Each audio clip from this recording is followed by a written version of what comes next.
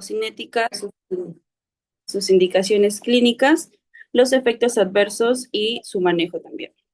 Ya. Para comenzar, primero tenemos un caso clínico en donde hablamos sobre una paciente mujer de 23 años, estudiante universitaria sin antecedentes neurológicos ni psiquiátricos previos, extraída de emergencia por su familia por cambios conductuales progresivos desde hace 6 meses. Inicialmente presentó aislamiento social, disminución del rendimiento académico y abandono del autocuidado.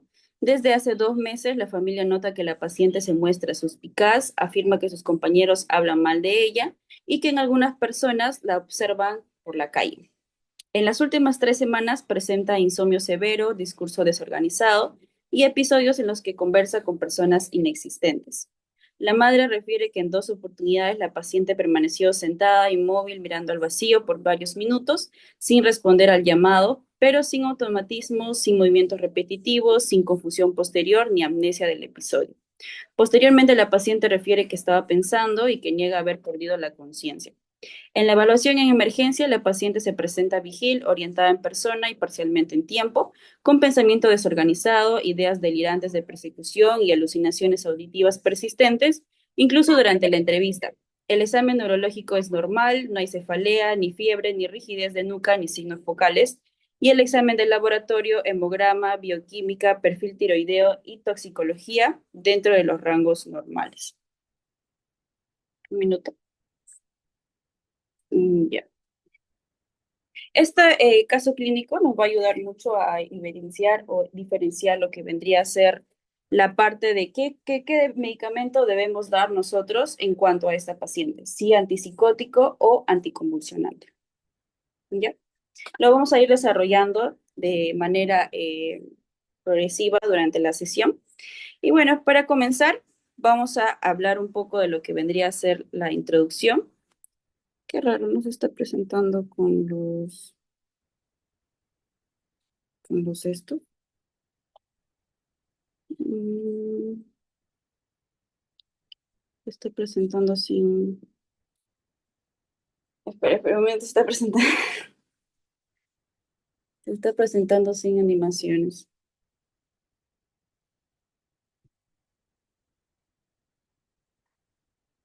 Ya, ahora sí. Ya, en cuanto a la introducción, primero vamos a hablar de lo que vendrían a ser los antipsicóticos. Estos van a ser un grupo heterogéneo de fármacos, es decir, que no todos van a actuar exactamente igual ni tienen la misma estructura química. Por lo tanto, estos antipsicóticos van a estar encargados de lo que vendría a ser la modulación neurotransmisión dopaminérgica en el sistema nervioso central. Estos fármacos van a ser utilizados en lo que vendrían a ser los trastornos psicóticos, como su mismo nombre lo dice, siendo el más representativo lo que vendría a ser la esquizofrenia. En cuanto a la esquizofrenia, vamos a hablar de que este va a ser un trastorno psiquiátrico o psicótico que se va a caracterizar por las alteraciones en el pensamiento, la percepción, la conducta y las emociones. Esta psicosis va a ser la más completa con respecto a lo que vendrían a ser sus síntomas y nos van a ayudar a visualizar en dónde actúan mejor los antipsicóticos, por lo que sus síntomas se van a dividir en dos grandes grupos. En cuanto a la esquizofrenia, vamos a hablar sobre síntomas positivos y también sobre síntomas negativos. En cuanto a los síntomas positivos, estos síntomas van a ser aquellos que añadan experiencias anormales al comportamiento normal del paciente, como por ejemplo la presentación de las alucinaciones, los delirios, el pensamiento desorganizado o la conducta desorganizada. Estos síntomas se van a relacionar principalmente con la hiperfunción de la transmisión dopaminérgica, especialmente en la vía mesolímbica del cerebro, es decir, que va a haber una actuación demasiada de lo que vendría a ser la dopamina, que justamente viene actuando en esta vía. Por otro lado, los síntomas negativos, en comparación con los positivos, van a representar una disminución o pérdida de funciones normales en la psicosis del paciente. Por ejemplo, aquí vamos a encontrar aplanamiento afectivo, disminución de la motivación, pobreza del lenguaje y el aislamiento social. Estos síntomas se asocian con una hipofunción de la transmisión dopaminérgica, especialmente en la vía mesocortical. Bueno, para resumir un poquito lo que vendría a ser esta parte de los síntomas positivos y los síntomas negativos, es importante recordar que justamente cuando nosotros hablamos sobre esquizofrenia, hablamos de síntomas positivos y hablamos sobre síntomas negativos. En cuanto a lo que vendrían a ser los síntomas positivos, como ya lo mencioné, esos van a presentar una hiperfunción dopaminérgica. Y en cuanto a los síntomas negativos, van a presentar una hipofunción dopaminérgica. Ya.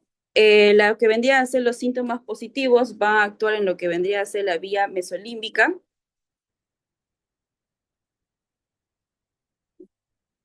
y los síntomas negativos van a actuar en lo que vendría a ser la vía mesocortical. Esto es como un pequeño resumen de todo lo que acabo de hablar. Esto es importante recordar, ya que justamente los antipsicóticos van a actuar principalmente en los síntomas positivos, tanto de la mayoría de los psicosis, porque justamente al haber una hiperfunción de la dopamina, o sea, al haber más dopamina, es justamente donde aquí van a participar en el bloqueo de la vía dopaminérgica. Entonces, tenemos que tener en cuenta de que en comparación con los síntomas negativos es más escaso aquí la mayoría de los antipsicóticos, ya que no hay una mayor acoplación a lo que vendría a ser la dopamina. ¿Ya? Entonces, ahora, para seguir hablando de lo que vendrían a ser los antipsicóticos, ya podríamos pasar a lo que vendría a ser la fisiología como tal o lo que vendría a ser la actuación de las vías de dopamina. En este caso, hablamos de la primera vía de ellas, sobre la vía mesolímbica, que ya lo mencioné, que esta va a dar a través del mesencéfalo al sistema límbico y va a estar relacionada con la motivación y el deseo. Por otro lado, tenemos la vía mesocortical, que va a darse desde el mesencéfalo hasta la corteza prefrontal y va a estar relacionada con las emociones. Por otro lado, tenemos la vía nigroestriatal, que va a estar dada desde la sustancia negra a los ganglios basales y va a estar relacionada con los movimientos involuntarios y la coordinación. Por otro lado, tenemos la vía túbero-infundibular, donde justamente esta vía conecta lo que es el hipotálamo con la eminencia media y va a estar relacionada con la limitación de la secreción de la prolactina. Esto es importante recordar justamente en estas vías porque las más importantes, como ya lo mencionamos, va a ser la vía mesolímbica y la vía mesocortical. Lo interesante de los antipsicóticos es que justamente en la psicosis a veces se genera un exceso de dopamina y a veces se genera un déficit, por lo cual es importante tener en cuenta que el bloqueo de la dopamina puede mejorar algunos de los síntomas dentro de la esquizofrenia, pero en otros casos también los puede empeorar. Bueno, ahora para continuar hablamos de lo que vendría a ser los fármacos anticonvulsivantes. En este caso, los fármacos anticonvulsivantes van a actuar en lo que vendría a ser la epilepsia. Cuando nosotros hablamos de epilepsia, esta enfermedad va a estar dada sobre su definición como una mayor actividad eléctrica y sincrónica de las neuronas. Y para que se entienda un poco mejor, en pocas palabras, podemos nosotros imaginar, por ejemplo, ya lo borro todo. Ya.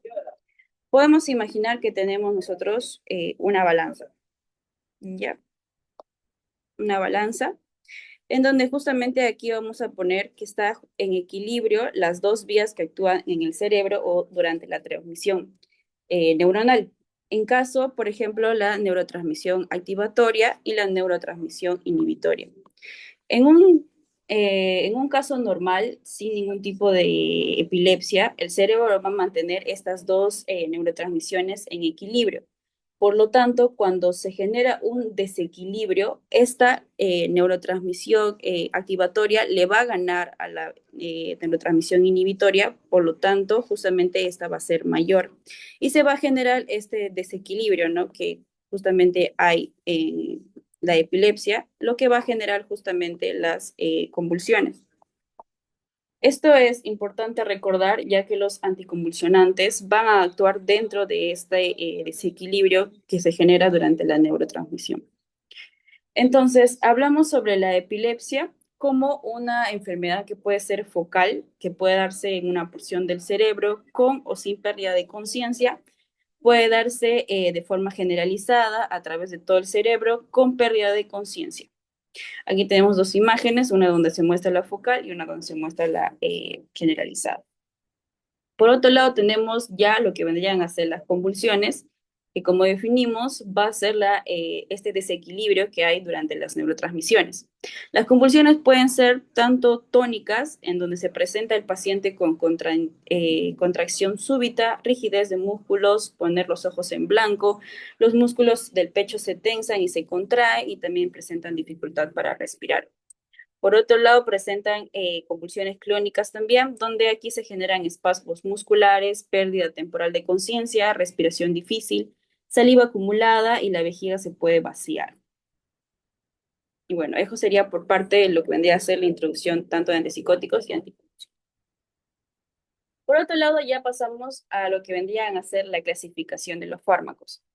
En primera instancia, la clasificación de los antipsicóticos va a estar dada en dos grandes generaciones. La primera generación, o también llamada antipsicóticos típicos, y la segunda generación, también llamada antipsicóticos atípicos. Esto es más que todo basada principalmente en el mecanismo de acción y también en lo que vendría a ser los efectos adversos. Quiere decir que una de estas dos generaciones genera más efectos adversos que la otra. En los antipsicóticos de primera generación, o también denominados antipsicóticos típicos, su mecanismo principal va a consistir en bloquear de manera intensa los receptores dopaminérgicos y dentro de este grupo se van a dividir lo que vendrían a ser los antipsicóticos de alta potencia, en donde encontramos medicamentos como el haloperidol, la trifluoperacina, flufe- fluo- flufenacina. Y también tenemos medicamentos, los de baja potencia, donde justamente van a ser medicamentos como el clopromacina, la tioridazina y la levomefromacina.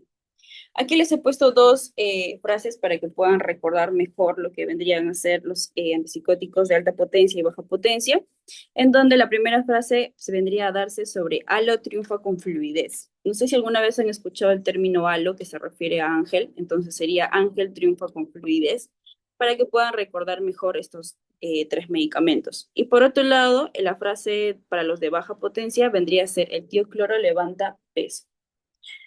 Y bueno, en este caso, la principal diferencia entre la alta potencia y la baja potencia va a ser que justamente los de alta potencia van a necesitar dosis menores para producir el efecto terapéutico normal, mientras que los de baja potencia van a necesitar dosis más altas para lograr el mismo efecto terapéutico que los de alta potencia. ¿Por qué es que el medicamento haloperidol está marcado en rojo? Es porque justamente esto es uno de los medicamentos más usados o los antipsicóticos más usados durante la aplicación clínica. Es importante recordar. Por otro lado, tenemos ya los antipsicóticos de segunda generación. Aquí los tenemos los que vendrían a ser los atípicos.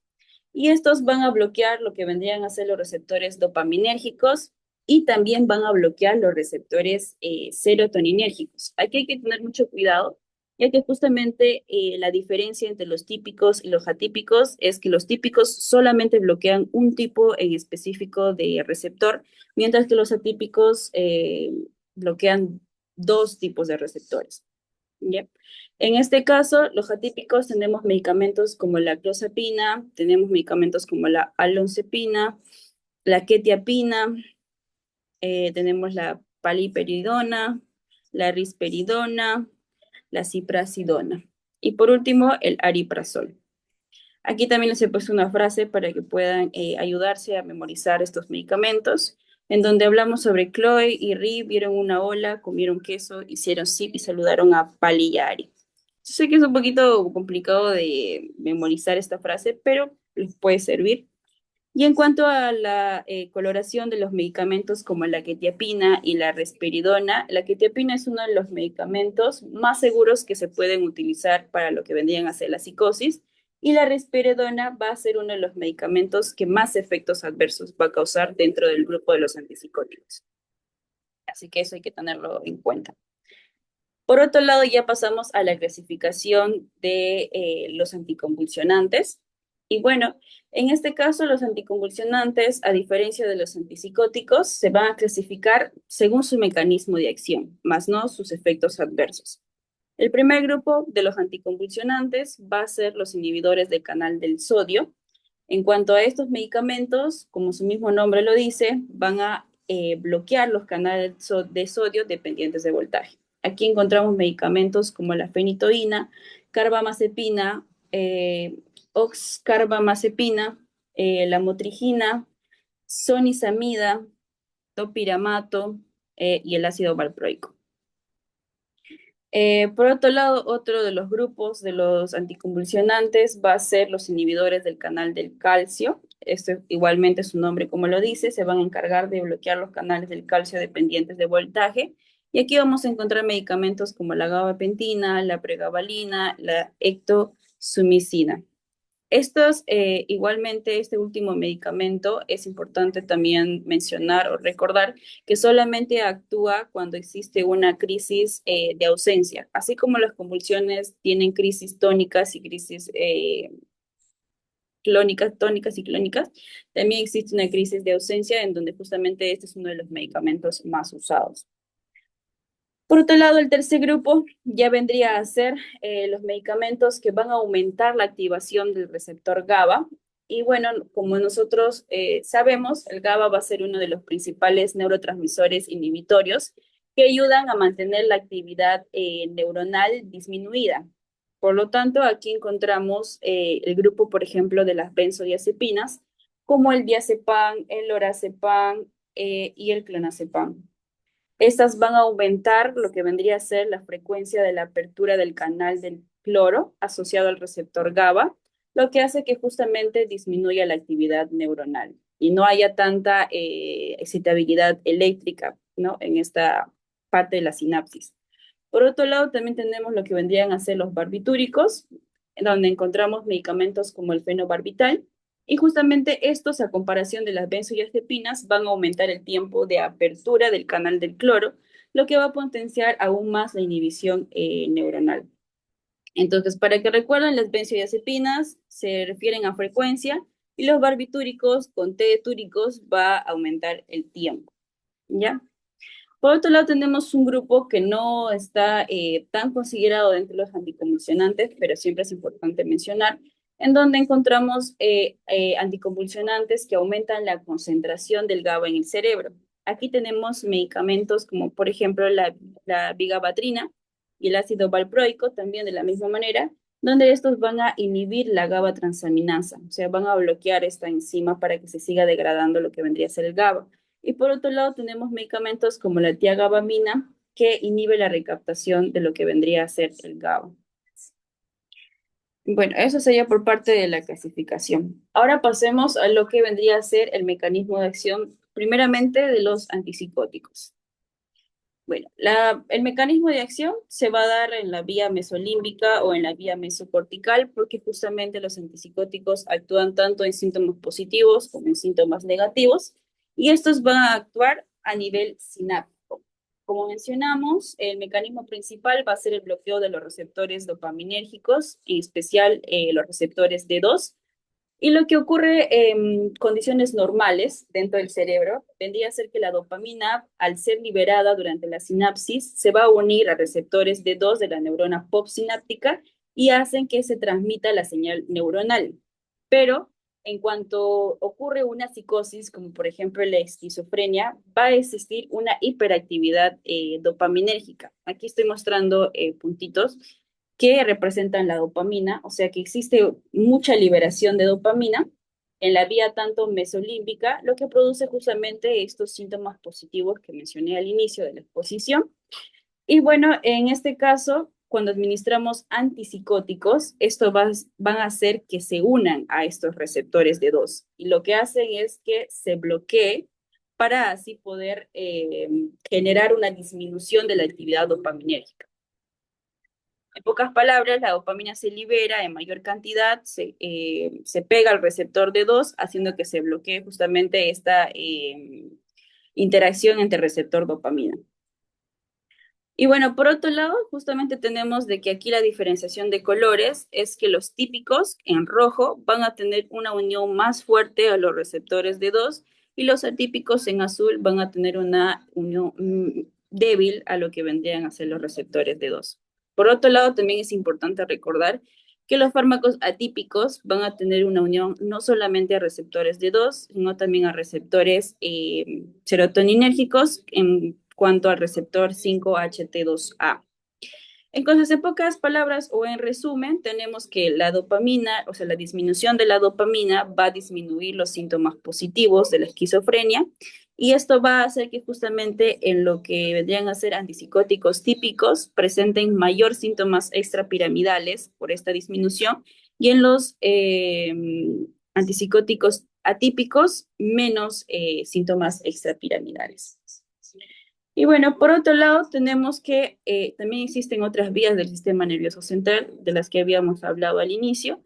Aquí encontramos vías como la nigroestriatal, en donde justamente se da la recepción de la serotonina, el receptor muscarínico y también la vía tubero-infundibular, en donde se encuentran los receptores D3. Y bueno, eso sería por parte del mecanismo de acción de los antipsicóticos. Y ahora los mecanismos de acción de lo que vendrían a ser los anticonvulsivantes. Bueno, en este caso es un poquito más complejo que los antipsicóticos. Aquí los anticonvulsionantes van a darse a través del mecanismo de acción en la sinapsis excitatoria o activatoria que viene a darse durante la vía glutamanérgica, o sea, del glutamato. Y justamente aquí van a estar dados los medicamentos inhibidores. Esto de igual manera, en una condición normal, de una sinapsis normal, el equilibrio entre lo que vendría a ser la activación y la inhibición va a ser un equilibrio normal. Entonces, cuando existe la epilepsia, justamente ese equilibrio se va a romper, va a existir un desequilibrio tanto entre la activación y la inhibición, y por lo tanto va a ocurrir una hiperexcitabilidad de lo que vendría a ser la neurona, lo que significa que las neuronas se van a activar de forma excesiva, generando así la descarga eléctrica normal que se va a manifestar en convulsión, como ya habíamos mencionado antes, es repetir. Bueno, en primera instancia tenemos lo que vendrían a ser estos fármacos que van a ser dependientes del canal del sodio, dependientes de voltaje. Y bueno, aquí estos fármacos inhibidores del canal van a hacer el bloqueo del canal del sodio y van a ser justamente importantes para la generación y propagación del potencial de acción en neuronas, lo que produce la despolarización y repolarización de la neurona. Esto va a ayudar que si genera un exceso, o sea, genera la convulsión, va a hacer que se bloqueen los canales de sodio y estabilicen justamente la neurona o la membrana neuronal para que se evite así la propagación eléctrica. Aquí tenemos fármacos como por ejemplo la fenitoína, la carbamazepina, la lamotrigina,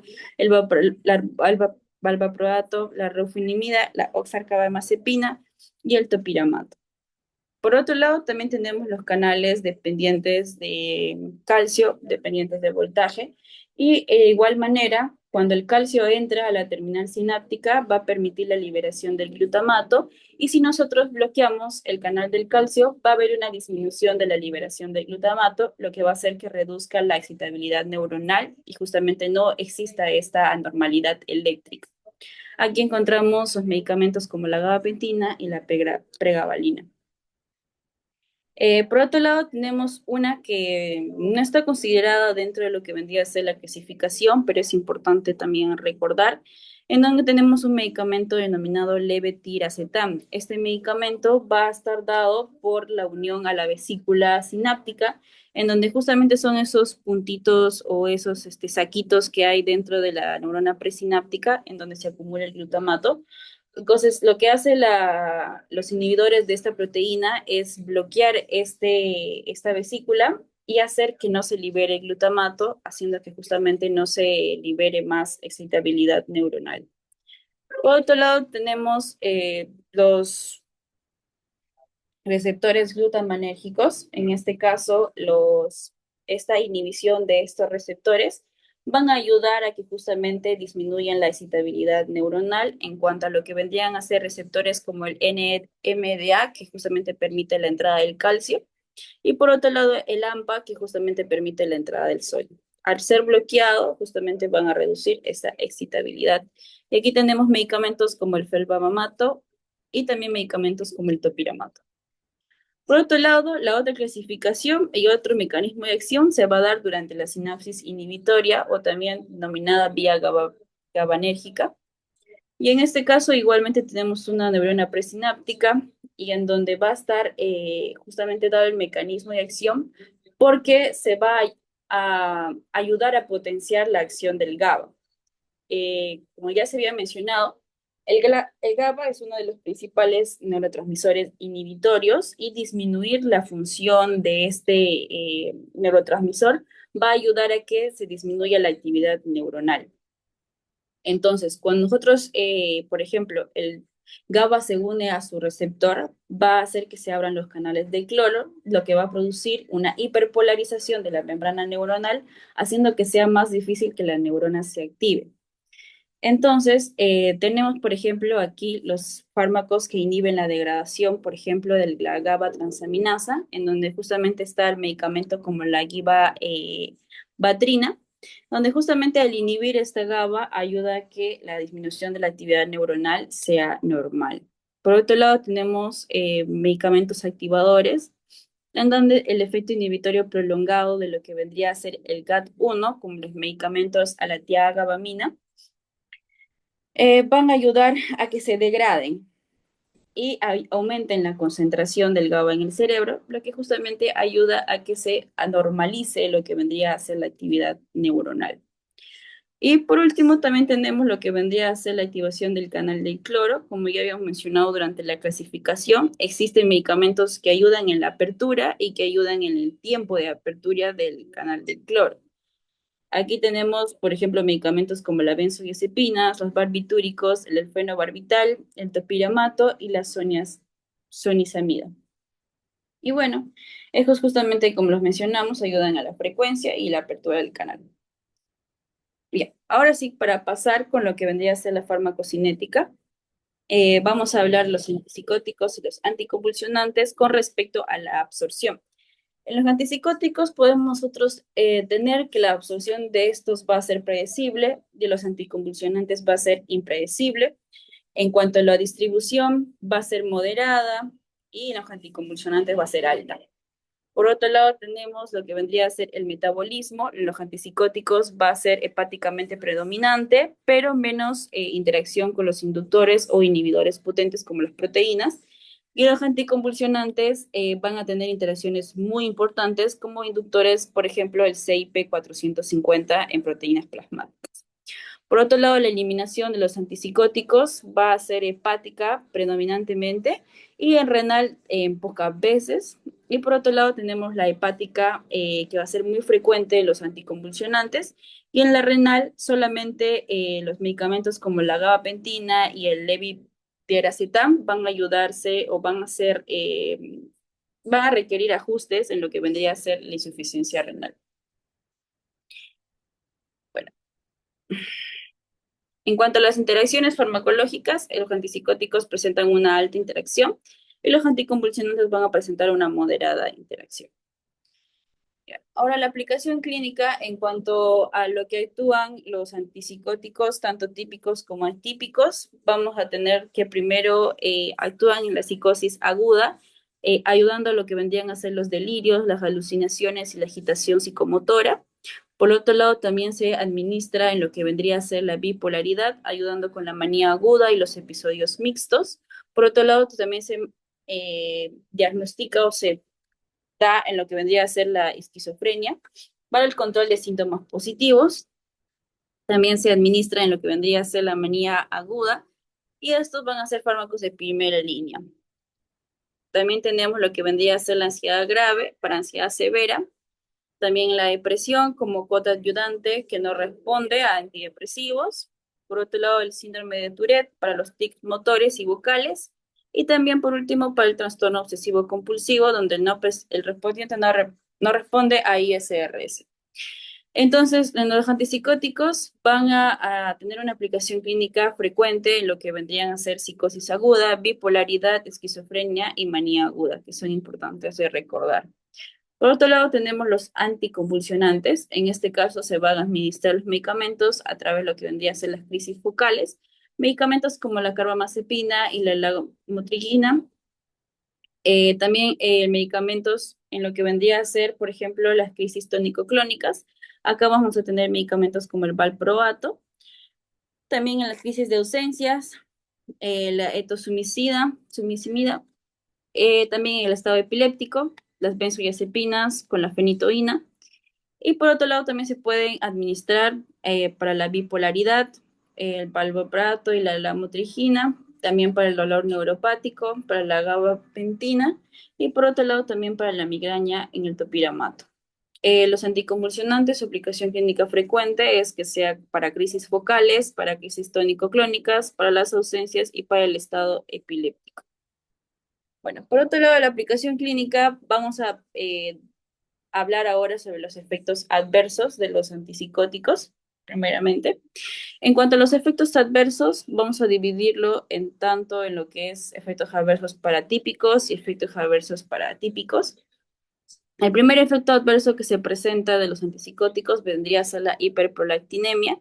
En los típicos es muy frecuente y en los atípicos es menos frecuente. Tenemos efectos como los efectos endocrinos, tanto la oligomenorrea, la galactorrea, la ginecomastia, en donde justamente los típicos sí se van a presentar y en los atípicos también.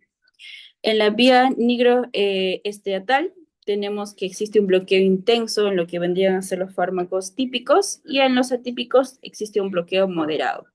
También tenemos efectos adversos como los síntomas extrapiramidales en donde se presentan esta distonía, la acatiasia y pseudoparkinsonismo, en donde justamente aquí se presenta en los típicos de manera frecuente y los atípicos de manera menos frecuente. También tenemos la discinesia tardía, en donde se van a presentar en los típicos más frecuentes y en los atípicos menos frecuentes. Por otro lado, tenemos el síndrome neuroepiléptico maligno, donde también se presenta confusión, agitación, rigidez muscular, convulsiones, hipertermia.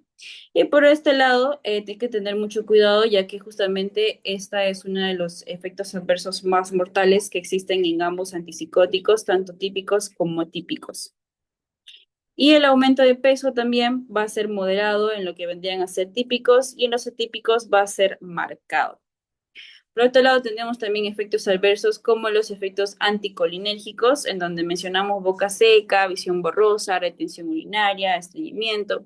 Aquí tenemos lo que vendrían a ser en típicos frecuentes, pero de baja potencia, y los atípicos presentes según su fármaco. Por otro lado, tenemos efectos metabólicos, la dislipidemia, hiperglucemia y también la diabetes. En los típicos es menos predominante, pero en los atípicos sí son más prominentes. También tenemos los efectos adversos como la prolongación del intervalo QT. En este caso sí se van a presentar en típicos y también se van a presentar en atípicos. El síndrome metabólico, por otro lado, también se presenta en típicos, pero es poco frecuente, pero en los atípicos sí es frecuente. Tenemos la sedación marcada en baja potencia, en los típicos de baja potencia, y también en los atípicos es muy frecuente. Por otro lado, tenemos efectos específicos, por ejemplo, en los medicamentos como la clorpromacina, en donde ese efecto adverso más marcado vendría a ser los depósitos corneales, y en la tioridacina los efectos más marcados vendrían a ser los depósitos retinianos. En los atípicos, la clozapina va a presentar convulsiones y también va a presentar agranulocitosis. Esto es importante recordar, ya que justamente la granulocitosis, al no ser considerado un efecto adverso que, bueno, se genera en ambos fármacos, siempre es importante recordar que es uno de los más marcados también durante la administración de estos fármacos.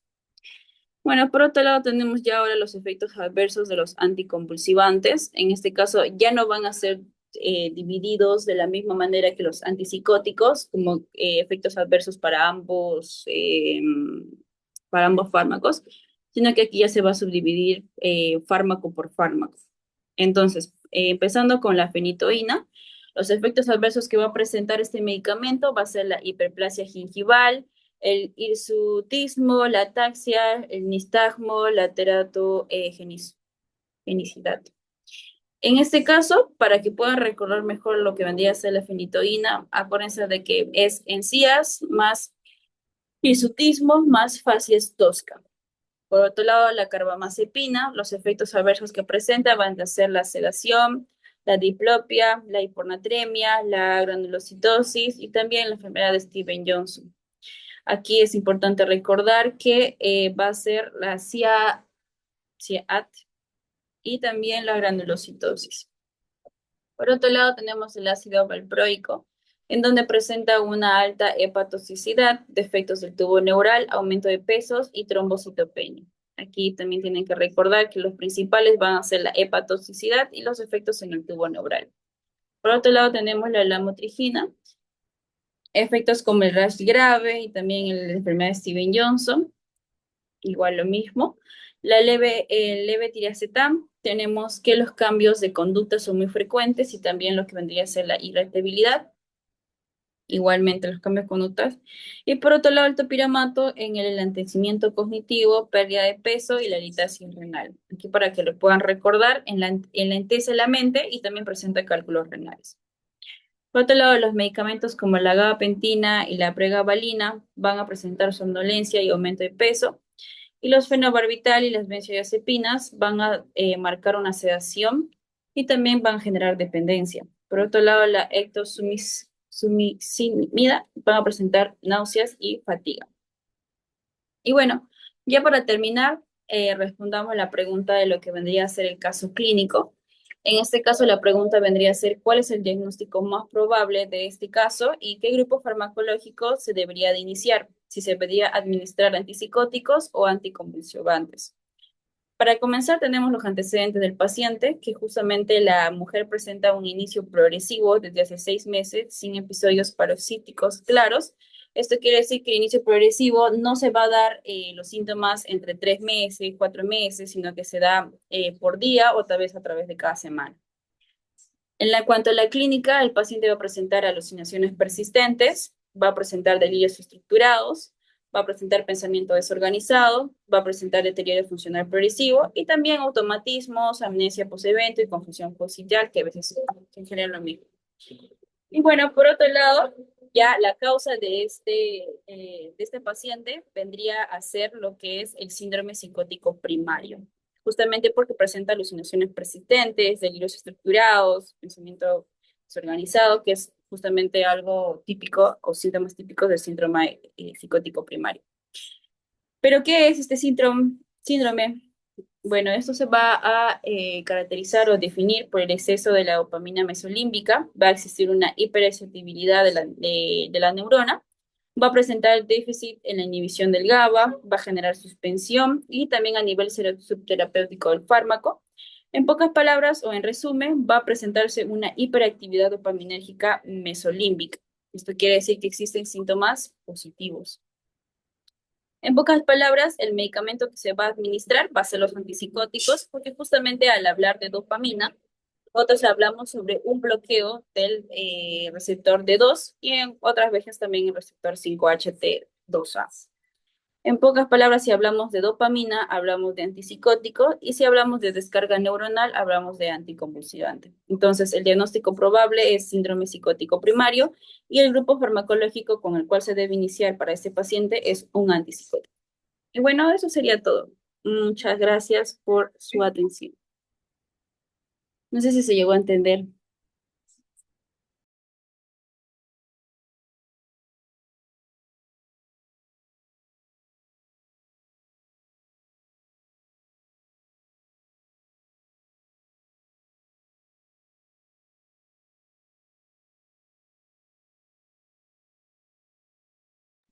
Voy a dejar de compartir la pantalla a ver si pueden realizar preguntas si desean.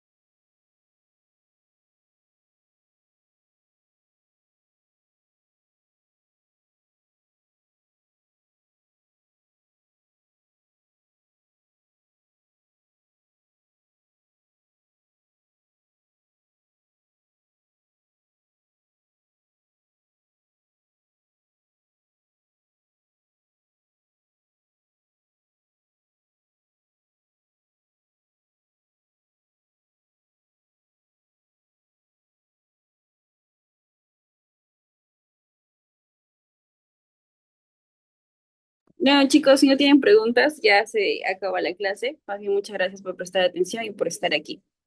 Hasta una próxima oportunidad.